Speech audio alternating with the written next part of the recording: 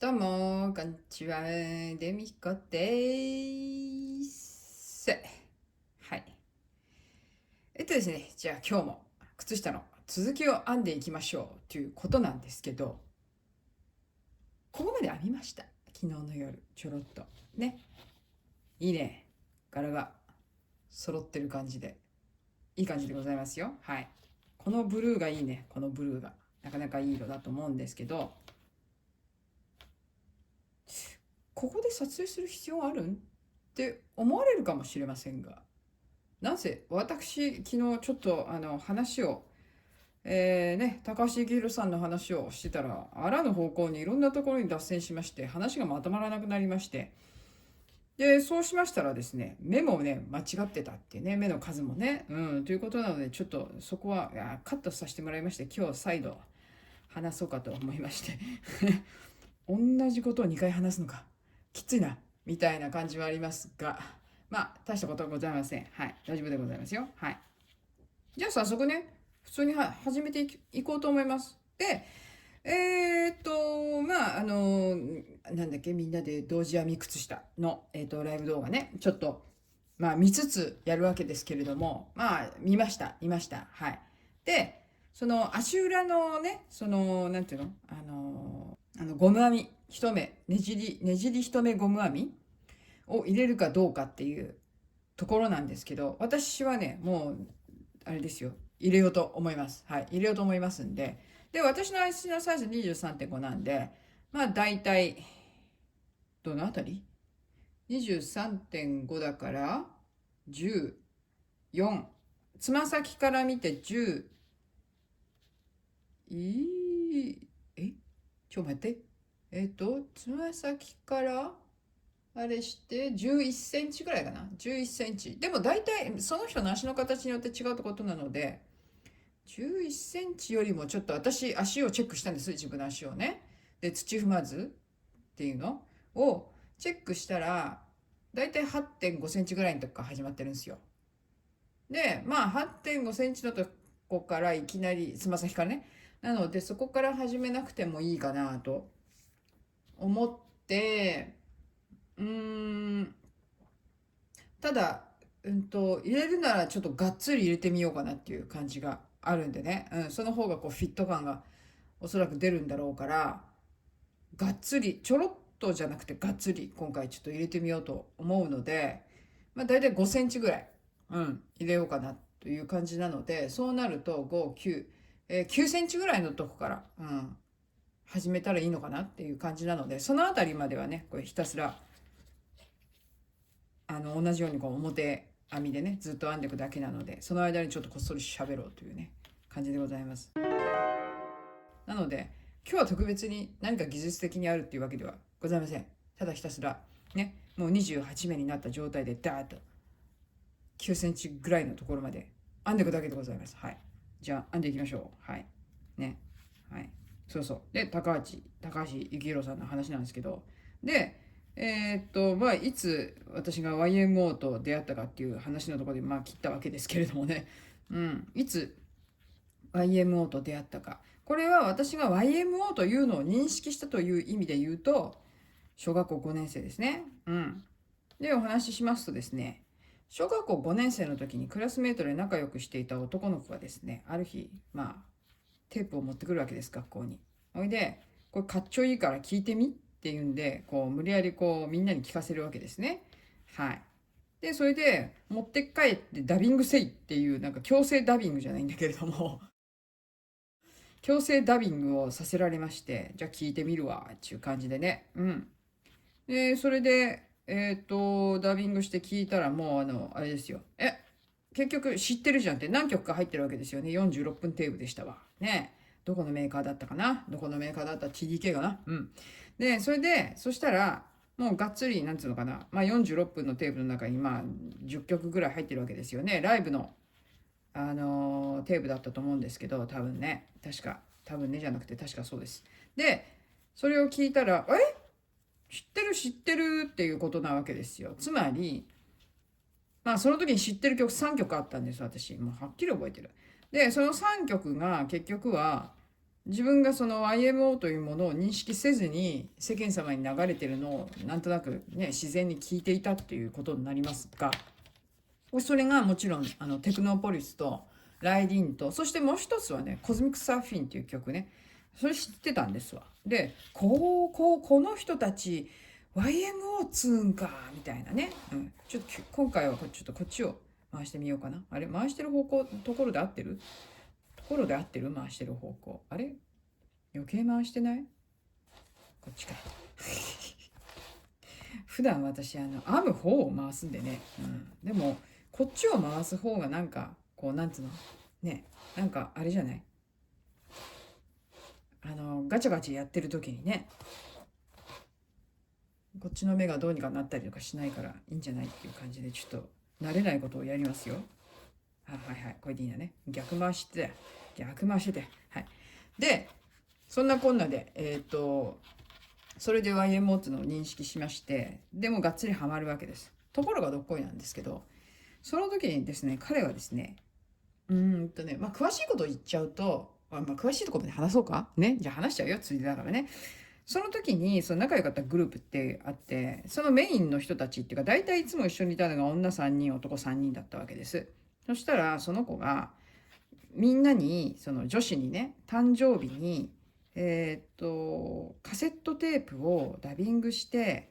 こう、くれたんですよね。みんなの誕生日に、それぞれのね。で、その時に3つの今的に言うとバンドって言ったらいいのかな、グループと言いますかの、全然そのなんていうのかな、3種類の音楽を持ってきてくれて渡してくれたんですけど、で誰かのところに YMO が行き、もう一人のところにはオフコースが行き、そして私のところには何が来たかと言いますと、アリスが来ました。はい、アリスが来ました。そのね、3つをお前ら聞けということで渡されまして、で、最終的には全部持たされるわけですけれども、それからそこで3つにがっつりハマるわけですよ、私ね。ね、YMO と、オフコースと、アリスと、ね、全部にいっぺんにハマっていくわけです。はい。今では彼に感謝してますけどね、教えてくれてちゃんとね。知ってましたよ、オフコースももちろん、アリスも知ってたけど、例えばその、一本のテープにがっつり入れてっていうふうには聞いてなくって、うちの父親が結構ねラジオからこうなんつうの録音とかしてて、でいろんな曲をこう貯めてたんですよね。でその中にそのいろんな曲の中にオフコースがあったりアリスがあったりっていうのはあったので聞いてはいたんですけど、一本丸々アリスとかさ、一本丸々オフコースとかさ、そういうの持ってなかったんだよね、私当時はテープとして。でそれで聞くようになって、で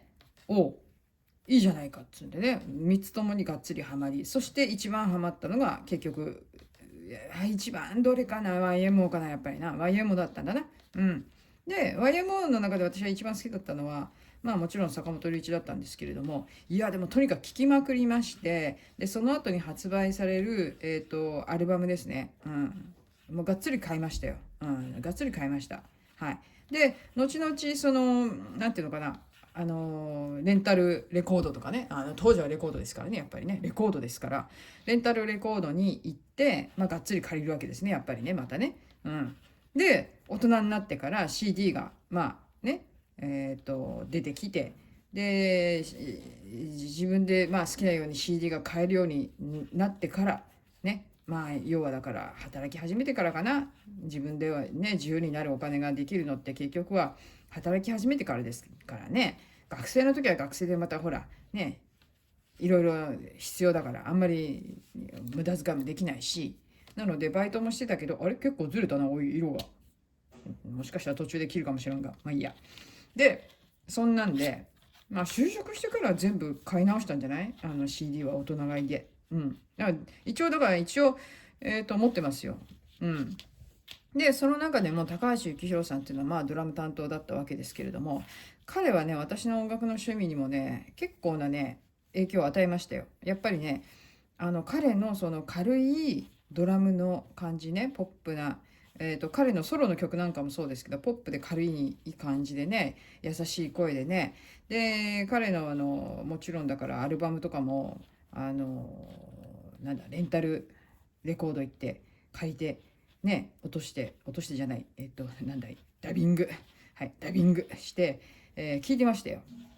でやっぱり大人買いする時期になってから、CD も買い直したりしてね。いやむっちゃあれでしたね。彼の声は好きだったし、もちろん YMO の時に、基本的には彼がボーカルなわけですけれども、ね、あれも好きだったし、なんだろうね、とっても不思議な魅力のある声でしたよやっぱり。でとにかくドラムのスッキリ感っていうのかなが好きで、彼が作る曲とか彼の音楽っていうのはこう割とこのなんていうのかな、曲の終わりがパスッと終わるんですわ。でそれが私なんかすごい新鮮だったし大好きだったし、おかげでだから彼ら3人、例えばその坂本龍一と高橋幸宏と細野晴臣ですけれども、3人3様でまるっきり違うんですよね、曲の雰囲気とかがね、作るとね。だからなんだろう、聞いてて誰がどの曲作ってるかとかっていうのはこうある意味分かりやすいっていうのかな。でとにかくもうすごい聞きまくってて、だから耳慣れしてたんだと思うんだけれども、もうねだから誰かに曲を提供したりとかするとね、あれって引っかかるのすぐ、私のアンテナに。だから例えばね、中森明菜の「禁句」っていう曲ありますね。私からさよならしなければこの恋はってやつね、終わらないのねっていう、あれを聞いた時にね、なんか細見さんの作る曲に似てんなーって思って調べたら、やっぱり細野晴臣だったとかね。であとはあれだね、あれですよ。まあ、有名な小説で、私の大好きな小説があるんですけれども、これ皆さんご存知だと思うんですけれども、ね、ご存知の方も多いかと思うんですけど、エミリー・ブロンテの嵐が丘っていう小説がありますね。1800年代に、書かれたものですけど、で、嵐が丘っていう、小説は、まあ、数々の映画になってるわけですね。いろんな映画化されてて。で、その中でも1992年に映画化されたものね。で、主演が、まあ、ジュリエット・ビノシュ。だから見たんですけど、ジュリエット・ビノシュはもうイメージぴったりだなと思ったから私見たんだけれども、大好きな女優さんでね、私ね。もうフランス女優の中で私はダントツで多分好きだと思うんだけどね。で、それでジュリエット・ビノシュだったので、これで、まあもちろん見たわけです。で、その時は前情報全然なくて、ただ単にジュリエット・ビノシュが嵐が丘やってっから見るっていう、それだけのあれで見てて、で、最初のオープニングでね、荒野の中をね、だから、こう歩いていくシーンがあるわけですよね。キャシーだとかキャサリンか、どっちか、キャサリンは、亡霊だからキャシーか。で、そのシーンがあって、でその時にまあ挿入歌って言いますか、そのメインテーマみたいなのが流れるわけですよ。でそれを聞いてね、なんか坂本龍一の曲にむっちゃ似てんなって思って見てたら、テロップ見てたらミュージック坂本龍一書いてあったあながち私の耳もまんざらじゃないなみたいなね。それは思いましたね。もう聞きすぎたんでしょうね。おそらく耳が反応するんでしょうね。おっつってこの曲はっつってね、反応するようになってるのか知りませんが、まあ、それぐらい聞いてましたね。それぐらい聞き分けが耳が聞き分けられるぐらい聞いてたっていうことですな、きっとな。いやそんな感じでね、出会いはだから小学校ね、認識という意味での出会いは小学校5年生で、ね、それからどっぷりハマりまして、で、83年に、3回ね、一応解散ですけれどもね、まあ、彼らは3回と言ってましたが、をするわけですね。で、その時にも本当ライブ行きたかったよね。本当行きたかったけど、結局一度もライブ行くことなく、終わってしまいました。はい、終わってしまいましたが、その後、後に、また再結成するわけですよ。93年に YMO として。ね、92年だか93年か忘れた。でもアルバム出したのは93年だった。で、それで買うわけですね。ところがどっか私の、なんていうのかな。その時期はですね、まあもちろん彼らが影響を与えたと思うんですけれども、まあハウスミュージックにハマってましてですね、その当時はね、あとロック系ですね、ロック系とハウスミュージック系、つまりダンス系ですけど、ダンスミュージックにハマってた時期だったので、そっちばっかり聞いてて、でなんか大元のなんて言ったらいいのかな、まあもともと彼らの存在がなければ本当にコンピューターミュージックっていうのは当時だとだから YMO とかあとクラフトワークとかありましたけど、YMO はまあクラフトワークから影響を受けてるわけですけどね、もちろんね。まあ彼らから相当なんつうの、その後のコンピューターミュージックをやってた人たちっていうのは影響を受けてると思うんでね。うん。でハウスもね、かすってますからね、やっぱりね、ハウスミュージックもね。うん。いやでもね、なんだろうね、私好きだからね、やっぱりライブとかを YouTube でもほら上がってるから見るじゃないですか。ね。ほいでね、実は私は永久保存でこう残しておけるじゃない、動画をね。で、そこに入ってるわけです、YMO ってね、一応ね。で、それで、それでそういえばあったから久々に見るかなんつってさ、ね、久々に見たわけですよ、やっぱり。90年じゃない、90年じゃないや、80年の、え80年の武道館ライブ、うん、あとはアメリカの、ライブのやつも、保存してあるんだけどね、好きでね。でそれで見るとさ、なんだろうな、あれだよね、やっぱりあの時代はあれが最先端というか、コンピューターミュージックってことで最先端だと思ってたけど、今見ると結構アナログだなって感じだよね。本当に。いやいやいやいやいやいやいや。当時はね、本当にいろんな機材がさ、こうステージの上にあってさ、いろんなコードがあっちこっちに伸びててさ、ねでも今はあんなこともせずにもっとすっきりできちゃうわけでさ、それを考えたら、今から考えたらこれも結構アナログだなっていう、本当になんかちょっとそれで笑えるんだけれども、まあそんなこんなでね、まあちょっと話飛ぶけどね、さっきの話に戻すと、93年にだから出した時に私はだからそっち行っちゃってたからさ、なんか CD をアルバムを買ったはいいんだけれどもさ、なんかあんまり聞けなかったんだよね。でも今更ながらに結構あれですよ、こっちに実は持ってきてあるんで、時々聞きますね。うん、大人になってから聞き直すとまた懐かしい感じみたいなので聞けるからいいんだけれども、当時はちょっと私がそこからちょっと外れたところにいたから、もしかしたら聞けなかったのかもななんつって思うんだけどね。うん、でそれでそのライブをね、はいはい、ライブ見た話に戻しますよ。今話があちこちで本当ごめんね。もう本当そういう感じだったからさ、もっとひどかったからさ、昨日喋った時はだからカットしたんだけど、でさ、東京のさ武道館のライブね、ちょっと見せたわけですよ。まあ、懐かしいなと思って、何度も見た映像だからさ、でもここ何年か見てなかったからさ、でそれでね、久々にじゃあちょっと YMO の話するんだったらまた見るかと思って、見返したらさ、まあまあいつものことです、いつものことですよ。毎回ね見た時に思うんだけど、相変わらずあれだよね、あの映像を見るとだね、柳彦が参加してるわけです。79年ぐらいから参加してるのかな、ツアーとかに一緒にね。言ったらさ、もうアッコちゃんがもうやっぱりノリノリのアッコちゃんの映像を見るとなんか微笑ましいっていうかね、うん、柳彦も好きなんですけど、柳彦はあれでしょ、2000年代中盤ぐらいまでのアルバムだったら多分おそらくほぼ持ってるね。全部じゃないかもしれないけどほぼ持ってる。うん、そこまではなんか結構聞いてた。どこまでだろう。うん、わかんないけど。こっちにも持ってきてるけどね。それまでの、アルバムは全部持ってますよ。古いやつから何から全部手に入れましたからね。やっぱり CD で。うん。ね、カセット時代、カセットをずっと聴いてて、CD に変わってから CD をがっつり手に入れましたから、なんか、二重に私、お支払いしてるって思わなくもないけど、いやでもまあレンタルもありましたからね。レンタルはお支払いしてませんからね、あれですけど、レコードと CD と両方持ってるやつもありますからね、やっぱりね。うん。まあそれはいいとして、ノリノリのねあこちゃんを見てるとちょっとあれですよ、楽しいですよ、あのライブは本当に。本当一番ノリノリうん、柳彦すげえわ。うん、柳彦すげえよ。そういえばね、私思い出したんだよね。柳彦のライブ行ったことあるんだ、私。うん、あんのよ。うん、あんだけどさ、まあでもなんだろう、その時はまあピアノコンサートだったからね、うん、そんなみんな立ち上がってウェーイっていうライブではないんだけれども、まあほぼクラシックみたいなコンサートでみんな座ったまま聴いてっていう落ち着いた感じのコンサートだったけど、あれ良かったですよ。まあ一人で行きましたけどね、一緒に行ってくれる人なんて誰もいませんから、私の周りにはいませんでしたから、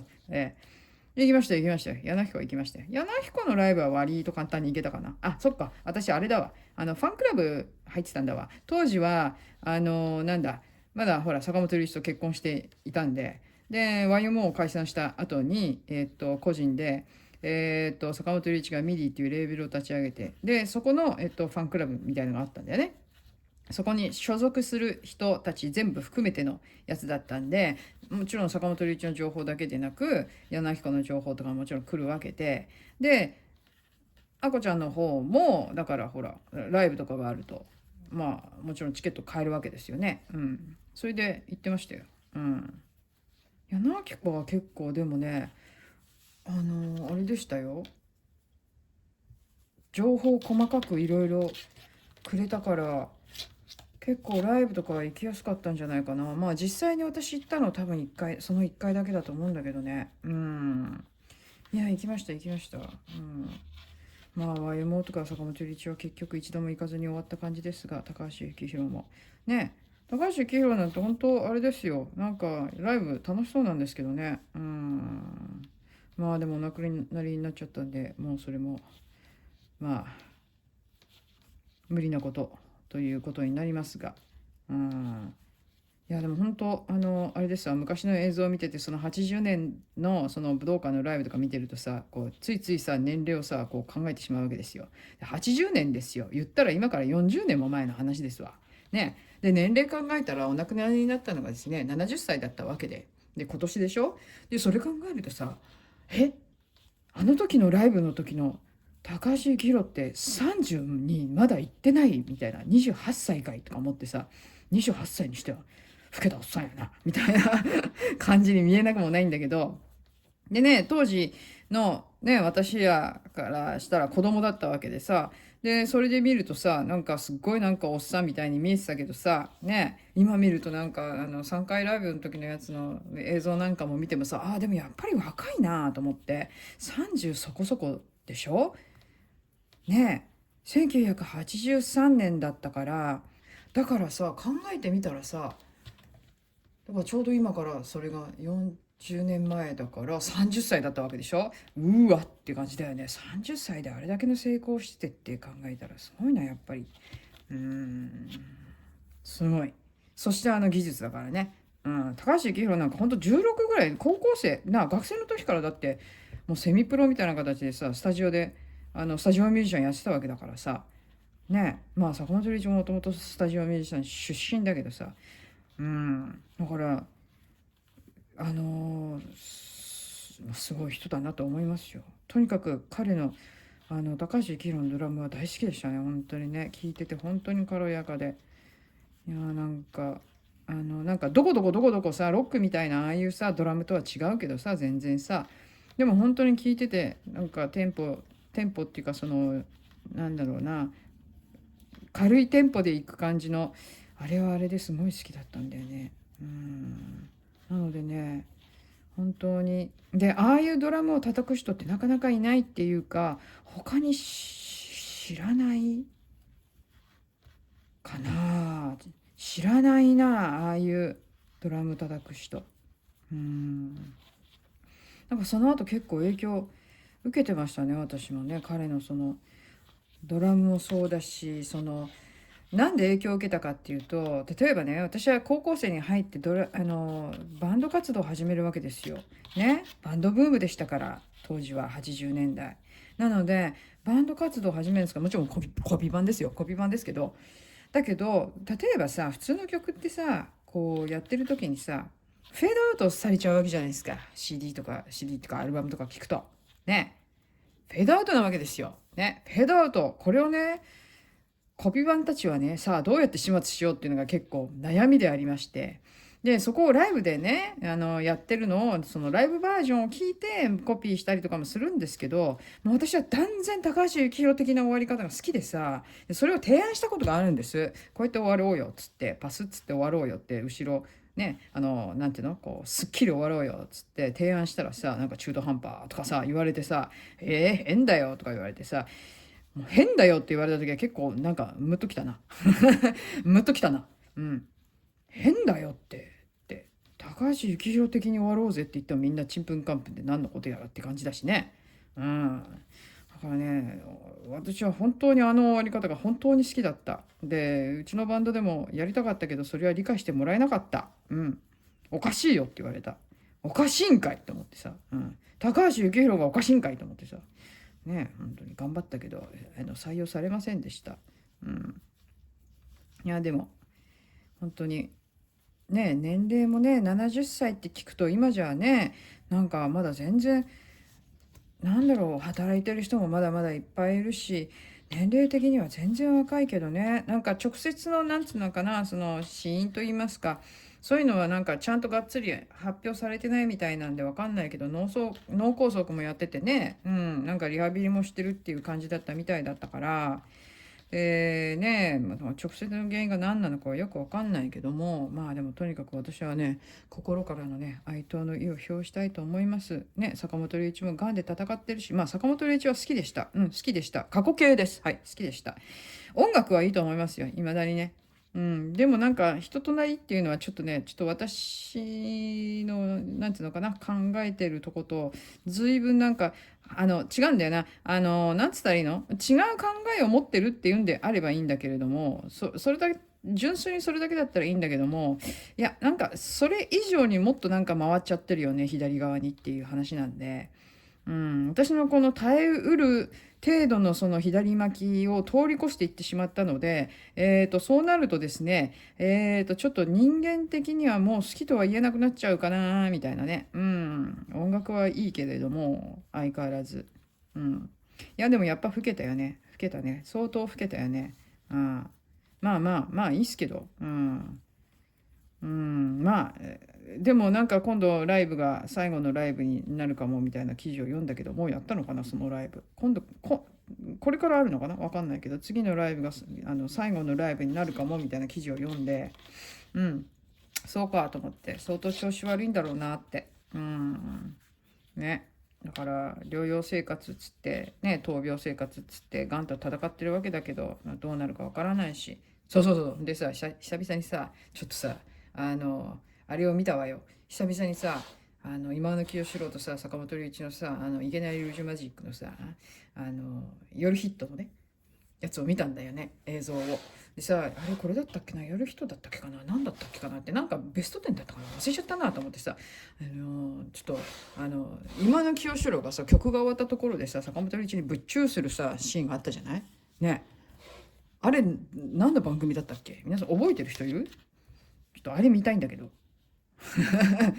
あれ PV だったっけ、なんか覚えてないんだよな、あんまりな。 PV だったっけ？ PV 見てみるかね。ぶっちゅうしてんのってなんかの番組だったっけ、それとも PV だったっけっていう感じでね、ちょっと探してみるわね、ぶっちゅうね。今清志郎も死んじゃったんだよね、言ったらね。いやもうなんでもう本当にねえ、歌声も聞けないんだわ。あの人は肺がんだったよね。肺がんだったわ。まあ清志郎らしいといえばらしいのかなっていう気がするけど、なんで清志郎まで話が飛んでんだって話ですけど、まあいいとして。ほいでまあだから YMO から派生してね、いろんな人を好きになっていくわけですよね。で当時だから、その当時にこの人もいいなって思って好きになったのが、先日っていうか、そのね、お話しした戸川純ですよ。ね、細野晴臣の秘蔵っ子と言われた戸川純、まあ当時知るわけです、同時期に。そうなんですよ。そこで戸川純にもまたハマっていくわけです。で、知った時はでもね、それほどまだうんと聞いてるわけじゃなかった。小学校の時は、はあ、こういう人がいるんだ、へえって、大人なのにランドセル背負っているみたいなね、そういう感じだったんだけど、中学校に上がってからですね、戸川純にはまり始めたのは。何でハマったんだろう。何の曲でハマったかわかんないけど、とにかくもうね、なんだろう、どの曲でハマってたんだろもう覚えてないな。でもとにかくさ、ほら当時はもうだからヤプーズと一緒に活動を始めてて、でゲルニカはだから私聞いてないんだよね、あんまりね。後から聞いたんだよね、だからね。当時はだからあんまり聞いてないわけ、ゲルニカ当時は。でそれで戸川純を聴き始めて、で一部の子たちの中で戸川純やっぱり流行ってましたね、当時中学校でも。流行ってた。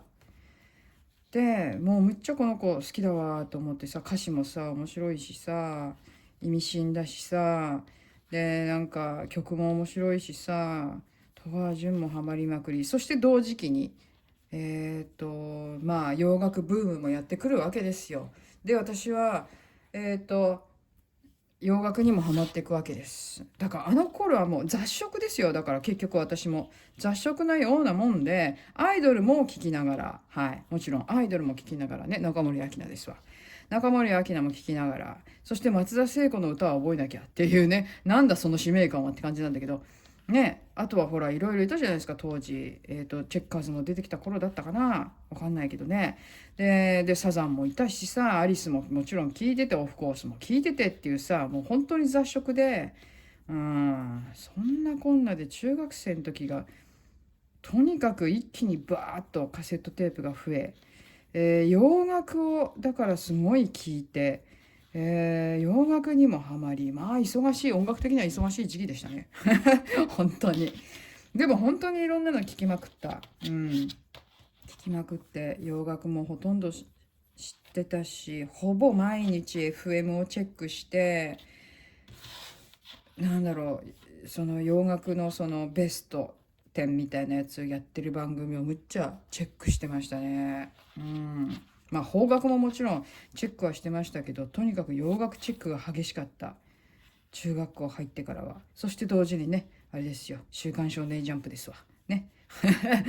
そういうなんかもう本当になんだろうな、自分のプライベートのところではめっちゃ、大忙しな、感じでしたね。音楽関連いろいろ聞きまくって本当に。もうね、毎日とは言わないけどほぼ毎週何かしらのレコードを何枚か借りてみたいなことをしてた。ダビングして。そうだからレコード自体はあまり買わないけどっていうのはそうだったんだよね。で本当に気に入ったアルバムだけを買ってもらうんじゃねえな、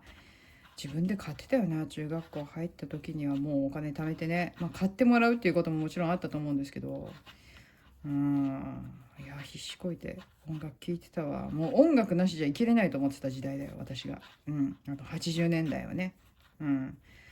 でそこでいろんなものと出会って、バンドとかにも出会うわけですね。で、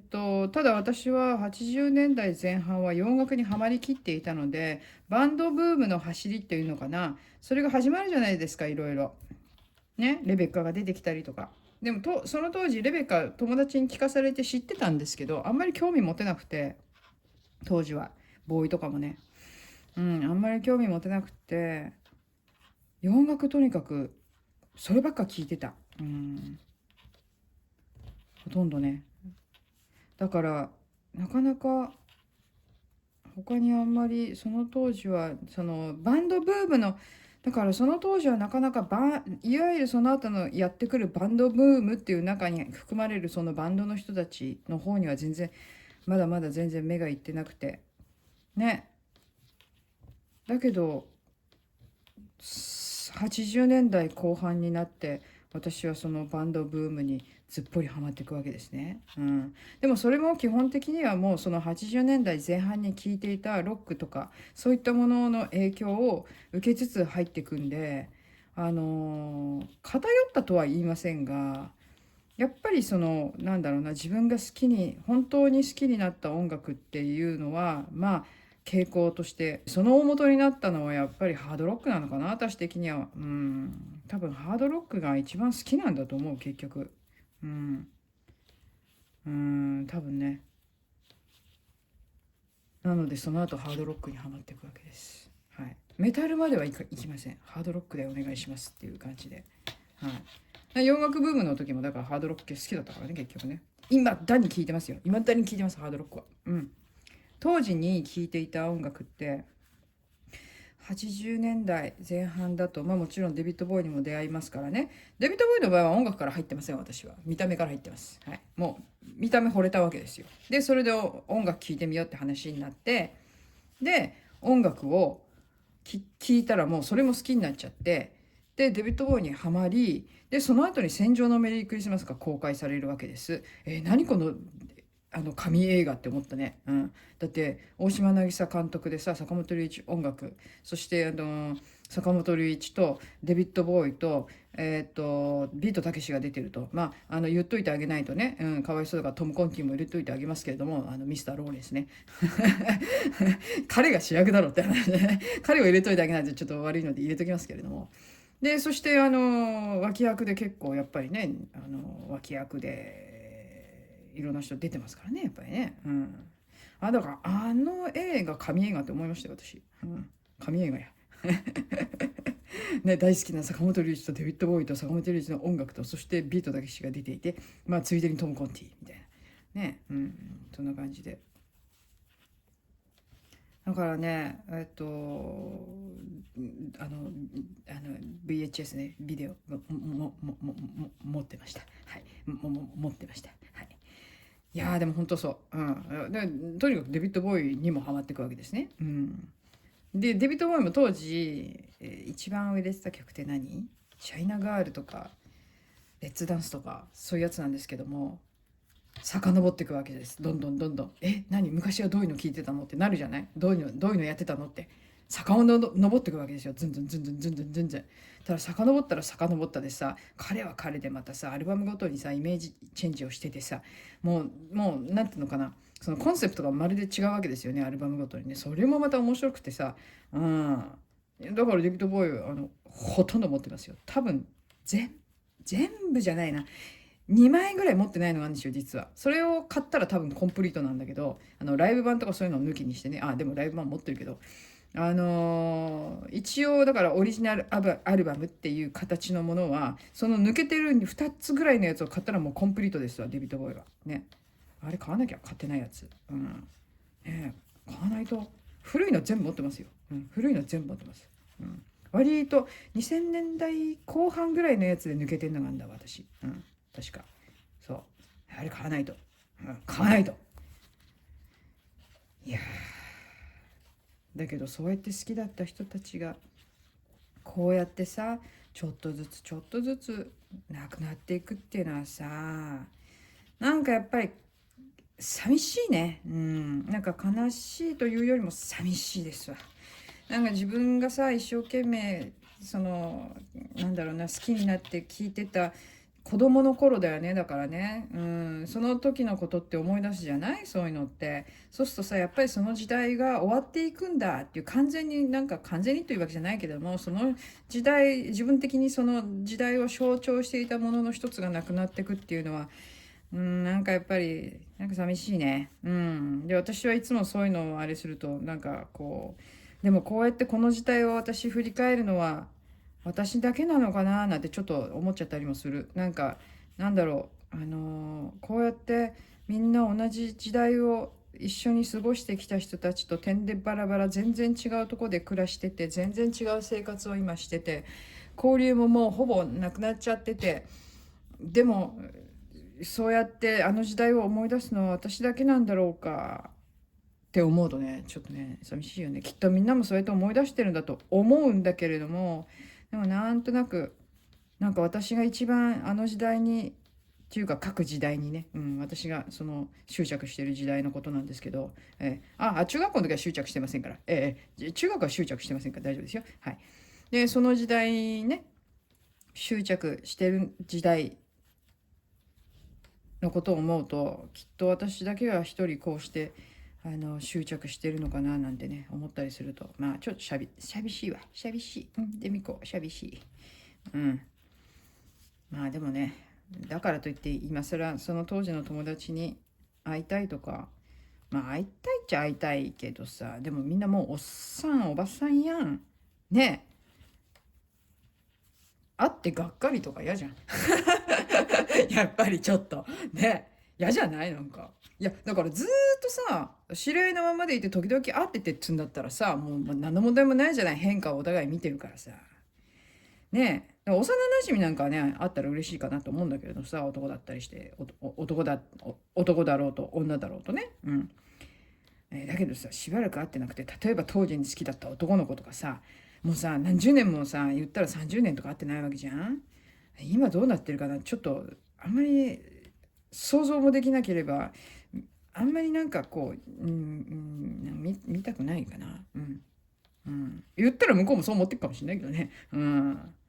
うん、でも私はね、でもちょっとね、こういうのもあれなんだけれどもさ、私はあれだよ、ちょっとね、あれだよ、当時の人と会ってもみんな多分驚くくらい思ったより老けてないと思うよ、私。うん。まあ、自分で言うけどね。うん。驚くほど多分老けてないと思う。まあ、確かに、まあ、ほっぺたがちょっとたるんだりとか、目の下のたるみとか、まぶたのたるみとか、あるけど、私、シワないからね、言ったら。うん。シワってものは私、ほとんどないんで、ほとんどね、全然とは言わないけど、ほとんどないんで、まあ、言ったら、多分、そんなに、ショックは与えないんじゃないかなと思いたい。うん、でもやっぱりな、ちょっと顔の肉は垂れてきて、ね、口角が下がってきて、まぶたもちょっとなんかこう、重ったるい感じっていうの。まあ、その話はやめとこう。うんうん、その話はやめとこう。なんかちょいずれてきたな、おい。やっぱり。ずれてきたな。一回切るか、ちょいとね。うん。ちょっとここの色の変わるところで切ろうかなと思います。少し。ね、ずるします。いや、でもそれをね、もうね、合わせる方法ですから、まあ、許してくださいよということで、今日はここまで編んできました。おしゃべりだけの動画です。ほんとすみませんって感じなんですけど、こうやって私はね、ゆっくり編んでいきますよ。はい。ね。今回は、まあ、全工程っていうわけにはいかないとは本当思うんですけれども、まあ、喋りたいことがあったら、今回は靴下、せっかくなんでね、靴下で喋りながらね、行こうかなと。うん、でどうせ靴下はそんなに時間かかんないから、うんね、これをとりあえず終わりにして、でそれからまたねセーターの方に戻っていこうと思いますんで、はい、セーターね、心配してる人もいるかもしれないけど、そっちもちゃんとやってきますよということで、じゃあ今日はここまでしますか。はい、おしゃべりなんであんまり長引かせてもねあれなんでね。はい、というわけで今日はどうも、はい、ここまでご覧いただきましてどうもありがとうございました。はい、次また、次回ね近いうちにお会いしましょうということで、本日はここまで。では、さよなら。